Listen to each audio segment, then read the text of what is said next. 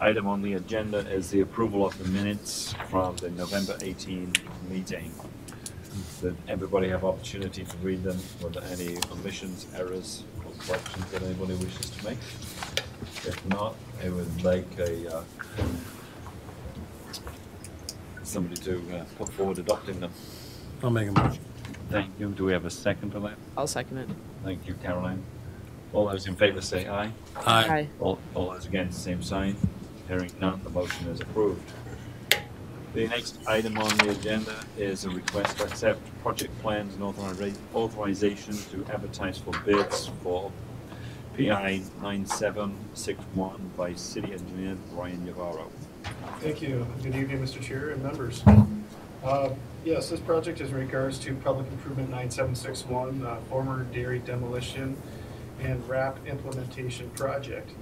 The project plans and specifications have been substantially completed at this time. We estimate the probable, in opinion of the estimated probable cost of construction or demolition is $2,050,000. Because of this, we have to advertise for bids for competitive bidding requirements. It's required a 21-day minimum due to the upcoming holiday season. We're actually doing an extended advertisement because this typically happens during the holiday months. We're planning this Thursday, December 19th at 10 a.m. to do a mandatory pre-bid meeting. This is for all prospective bidders on this project to attend and visit the site so they become acclimated with the project itself. The actual bid opening is scheduled to take place Tuesday, January 14th, 2020 at 2 p.m. in these chambers here. At that time, all bids will be required to be received and will be publicly read or aloud at this place. In general, I have a picture, if you want to turn to either screen here, of the entire site right now. The project consists of the demolition of all building structures. We got them into three basic areas. The buildings, existing buildings on this image are kind of a diagonal hatch or down. Those are actual standing structures, so it consists of north plant, south plant, and the cold storage area. Among the site too as well, we have a lot of existing foundations where it just, as sets of foundations are just lying there. If you look to the west of the site, which is on the left-hand side of the screen, that's an old pre-treatment station foundations too as well that are also going to be removed as part of this project. Little dotted areas, if you can kind of see, those are the existing paved areas. Those will also be taken off and crushed on site. In addition to the building demolitions, we also have a large diameter well that will be sealed. We do have some underground storage tanks above and below ground, and those will be removed as well. And a portion of the excavated ash impacted soil and miscellaneous debris will also be requirements under this project. This will be done by a variety of ways. Off-site disposal of demolition debris will be going to the appropriate waste facility. We're currently working on an arrangement agreement with Otter Tail Power to accept the ash impacted soils that we are going to encounter with this project as well. Because of all this, the bid proposal form consists of alternate pricing line items in regards to primarily the building demolition debris. We're allowing this just so we can hopefully try to find the best possible price by bidding. So the crushed demolition might be allowed to be reintroduced into the foundation voids as beneficial reuse versus stockpiling. This is really contingent on the pricing that we received if it's advantageous for the owner. So as noted, we're working under an agreement. Hopefully we can reach here soon with Otter Tail Power Company for this project. Once that's in, once both parties have consent to this, we'll bring it back to the Port Authority for final execution. Once bids are received, if acceptable, this will also be presented to the Port Authority for award. Demolition could begin early this winter. I've laid out the funding sources that we have eligible right now through deed. Once we actually get actual construction costs, it'll be presented. All the cost sources and uses will be presented to the Port Authority at that time based on the prices.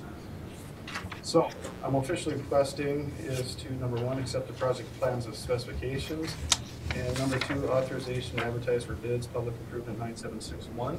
I just want to note the actual advertisement began this Monday as well, so just based on time frames. Does anybody have any questions of Brian at this point?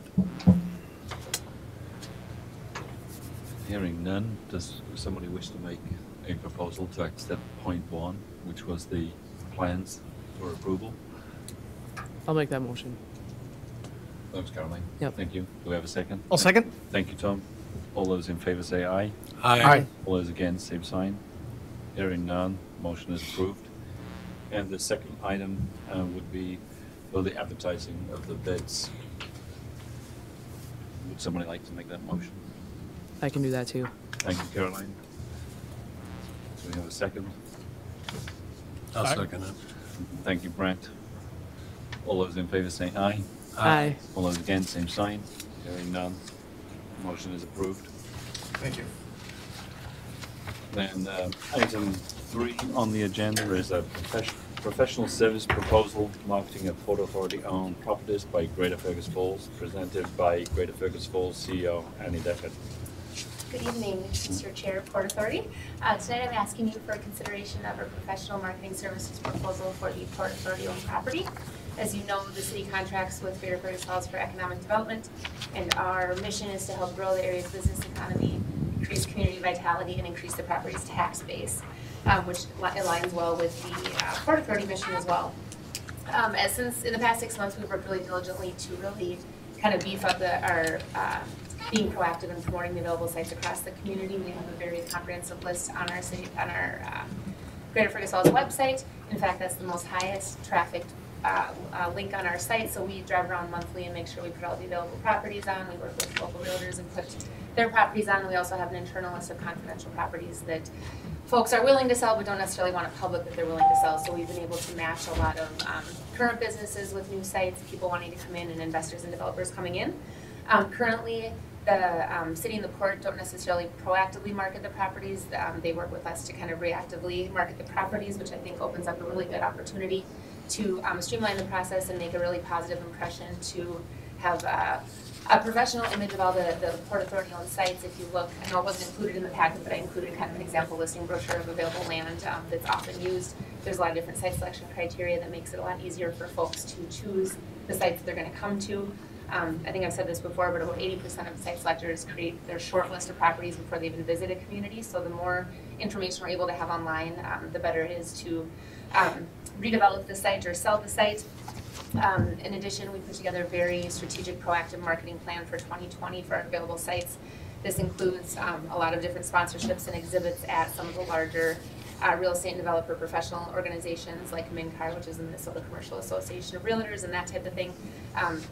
We also are going to go ahead and join MNCAR, and there's a Fargo-Moorhead entity as well to do some online syndication. So not only can we proactively email different site selectors and developers our sites, but then also we can respond to requests from people looking for sites. I won't really go through all the different deliverables and suggested processes. You can see them in your packet.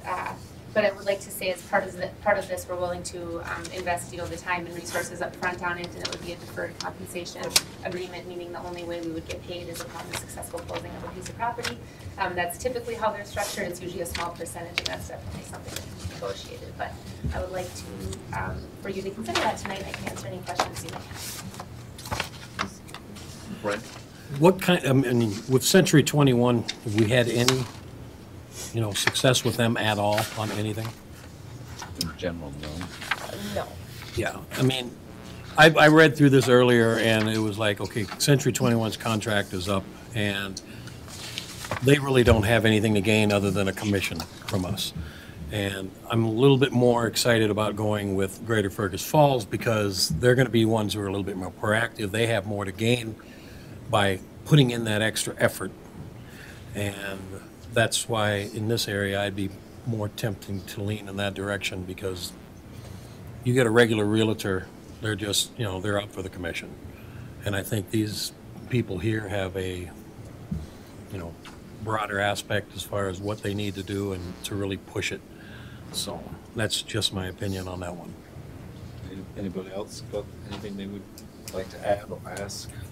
I have a question. So you said the fees would be incurred after the property is successfully sold. What if we didn't agree? on what the fees were? Do we have to try to set some of that beforehand, or? I would assume that the decision tonight would be to start working on a contract with Okay. Ralph, and then that would be brought back for your approval, is my assumption. Yeah, I would Okay. assume there would be like a equivalent of like a listing agreement or an agreement to engage the services, and we will spell all that out, kind of what the responsibilities will be and the compensation will be. But I think it would be structured very similar to a typical real estate sale, is that the Okay. commission would be paid at the end of a successful sale, and that's the compensation. The question I would have, and we may have to talk a little bit about that, is what if a realtor comes in and sells a property that you're listing? Then the question would be, would there be any shared commission? Generally, there's a split commissions, It- but it- that can all be That can be worked negotiated out too, but I prior. mean, Okay. but we would have an agreement up front to engage them for this purpose for a period of time, and we'd work through that. I kind of figured that, but just thought I'd ask. Bridget, anything? Are there other opinions from city staff or executive director? I think this would be, it would take some work off of the plates of city staff, and I think we could be definitely more aggressively marketing these properties. So I am personally in favor of moving forward, talking about a contract. Tom? Yeah, I would agree with Brent. Brent said a lot of things. I was thinking that, Greater Fergus Falls, it definitely has a vested interest, and then also, like Clara said too, about taking some of the work off of the city staff. I'm in favor of that. So I'm in favor of it. Yeah, I mean, I think from my point of view, it's like, we have a hard time even getting a sign up there that says the property is for sale, and nobody's ever going to know it's for sale unless there's some means of getting it out there. So I think, as you say, if somebody's willing to do that and be aggressive about it, then we're in a far better place. And in some ways, I kind of feel it's like we're helping ourselves as well in more ways than one. So with that, I suppose then maybe we're looking for a sort of a directive to give staff and Rolf that to go forward in negotiating a contract to bring back to the Port Authority. Would that be acceptable to the board? I just have one more question. So just to clarify, so historically, you had a contract with Century 21, and they would help and get their percentage. So this is shifting Just the to a work, nonprofit right? organization. Not Yeah. adding Correct. necessarily. Yeah. And I mean, Yeah.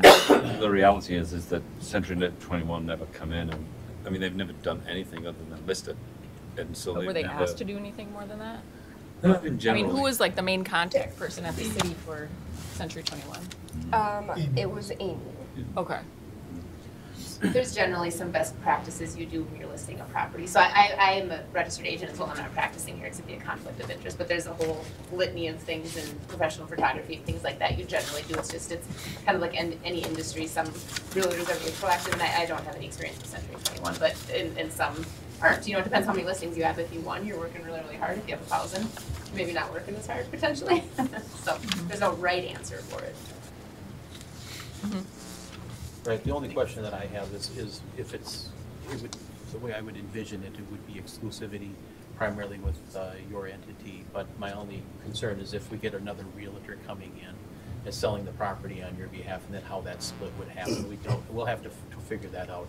They couldn't, it would just be the buyer's rep. So you can't, you're in a listing essentially, a marketing services contract, but with Greater Fergus Falls, so you couldn't enter into another listing agreement with another agent. No, what I mean is the split, is that Oh. there would be a split, I assume. so if there'd end up someone being a else- seller's commission and a buyer's commission. Right, so Yeah. then we would just be, I could get less the revenue, and there's, I've done this for a while, so I can give you kind of the general splits, Yep, but those yep. are all negotiated in Yep. the sale price too. Yep, so For I the mean, first just so, permit. what I would envision though is the Port Authority would be engaging you as, your entity as its representative primarily from a buyer or seller's perspective, and Yeah. so that would be the exclusivity, is that would be So Greater Fergus Falls Yeah. would become the listing agent.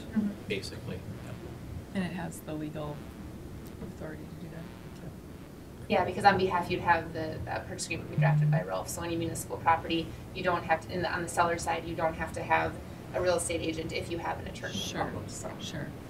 So I wouldn't be necessarily negotiating the price per se. We'd sit down probably in a closed session and go through the properties and on the prices on what I was allowed to negotiate before I would bring it to you guys. But obviously you guys would set those prices. You would set the negotiation parameters for me. So with that, everybody's happy that we direct staff to do that. We don't need a motion or anything on that? I don't think so. We just direct staff. Thank you very much. Okay, thank you. And then item 4, we're going to postpone. With that, then we'll move to item 5, which would be an adjournment to a closed meeting to discuss the purchase of real property located at 112 East Washington Avenue, Fergus Falls, and the former Norgren